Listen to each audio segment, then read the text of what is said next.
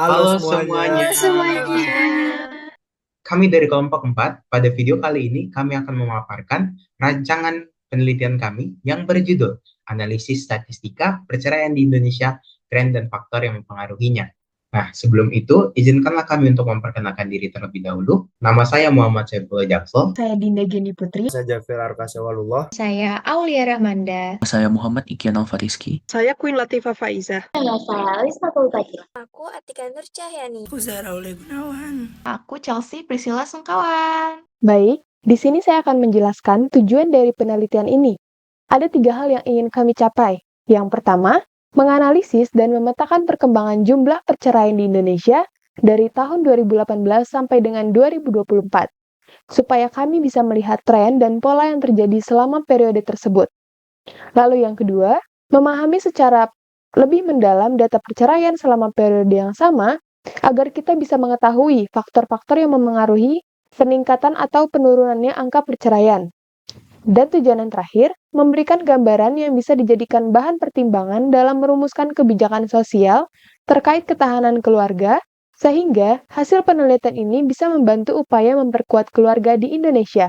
Itulah tujuan utama dari penelitian kami. Oke, jadi apa sih yang melatar belakangi kami untuk memilih perceraian sebagai topik utama dalam melakukan penelitian kami? Yaitu karena yang pertama, perceraian merupakan fenomena sosial kompleks yang selama beberapa tahun terakhir terus menjadi subjek perdebatan. Fenomena sosial perceraian ini telah tumbuh atau berakar dari isu sosial yang muncul di masyarakat yang pada praktiknya telah menciptakan sebuah pola faktor berulang bersifat statis dari tahun ke tahun. Kami menyadari bahwa pola dari faktor ini bisa kami analisis dan kemudian bisa kami jadikan sebuah penelitian. Yang melatar belakangi perceraian bukan sekedar keputusan pribadi yang bersifat informal, melainkan sebuah peristiwa hukum yang dimana prosesnya sudah diatur secara sistematis dan terdata resmi oleh lembaga peradilan. Adapun proses formal ini kemudian menghasilkan data yang terstruktur dan tercatat. Pada pengadilan agama, data telah tercatat dan terstruktur, di antaranya berisi gugatan dan penggugatnya. Hal ini berarti perceraian adalah fenomena eksternal yang dapat diamati, diukur, dan dianalisis polanya. Baik, selanjutnya, seperti yang kita tahu bahwa perceraian di Indonesia semakin meningkat, namun penelitian terperinci mengenai pola dan pengaruh faktor perceraian di Indonesia masih sangat terbatas. Beberapa penelitian sebelumnya hanya menganalisis sisi sosiologisnya saja. Walaupun kita tahu bahwa perceraian memang fenomena sosial, tetapi perceraian juga telah diatur secara sistematis di lembaga peradilan. Ini berarti pola-polanya bisa diamati secara analisis statistik. Selanjutnya untuk referensi penelitian. Seperti yang disampaikan teman saya, referensi penelitian ini sebagai pedoman kami. Referensi ini terlihat seperti data analisis penelitian statistika, namun faktanya di dalam referensi-referensi ini hanya berisikan paraduga sosiologis, padahal data serta faktor perceraian sudah terdapat pada BPS dan pengadilan agama secara sistematis. Jadi selanjutnya ada sumber dan jenis data. Data yang kami gunakan dalam penelitian ini berupa jenis kuantitatif yang diperoleh dari data sekunder di publikasi Badan Pusat Statistik. Nantinya, data akan dikelompokkan menjadi 2 kelompok berbeda.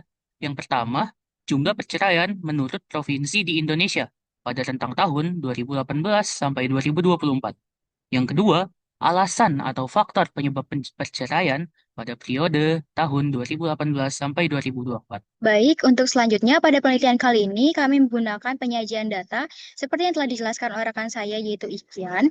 Untuk data pertama yaitu jumlah perceraian di Indonesia periode 2018 hingga 2024, kami menggunakan penyajian jenis data ubah kuantitatif berupa numerik, satu peubah dengan skala pengukuran rasio. Dari data tersebut dapat divisualisasikan dalam bentuk line chart. Dalam gambar di samping, kalian bisa lihat pada garis vertikal ini menggambarkan ordinat atau jumlah kasus yang terjadi. Sedangkan pada garis horizontal itu menggambarkan absis atau tahun atau waktu. Kenapa kami menggunakan line chart? Karena line chart atau plot period waktu sendiri itu dapat menunjukkan nilai-nilai numerik atau ubah dalam rentang waktu tertentu atau dalam waktu tertentu. Lensa tersebut ini kami gunakan agar dapat menggambarkan tren kenaikan dan penurunan perceraian pada tahun 2018 hingga tahun 2024. Baik, seperti yang sudah dijelaskan oleh teman saya, pada bagian slide ini saya akan menjelaskan mengenai faktor perceraian di Indonesia. Nah, di sini saya sudah buat data kedua faktor perceraian pada tahun 2018 sampai tahun 2024. Kami menggunakan jenis penyajian data yaitu skala nominal dan peubah kuantitatif kategori. Nah, yang nantinya itu akan divisualisasikan melalui tabel konstabulasi silang. Nah, teman-teman bisa lihat di sini sudah saya tampilkan di sini ya yang biru. Nah, kenapa sih dibuat ini tabelnya? Tujuannya supaya teman-teman itu dapat menggambarkan distribusi alasan perceraian paling dominan pada tahun 2018 sampai tahun 2024. Nah, data frekuensi tersebut akan dianalisis dengan statistik deskriptif melalui perhitungan frekuensi untuk melihat penyebaran dan data yang paling sering muncul. Selanjutnya, disajikan persentase serta pola perkembangan dari tahun ke tahun sehingga dapat ditarik kesimpulan yang jelas. Selanjutnya, penelitian ini diharapkan dapat mengidentifikasi tren angka perceraian nasional, memetakan faktor-faktor penyebab perceraian yang dominan, dan diharapkan dapat menyajikan analisis deskriptif yang komprehensif berupa distribusi persentase dan pola perkembangan. Itu dia presentasi dari kami. Terima kasih untuk teman-teman semua yang telah menonton sampai akhir. Dadah! Dadah. Dadah.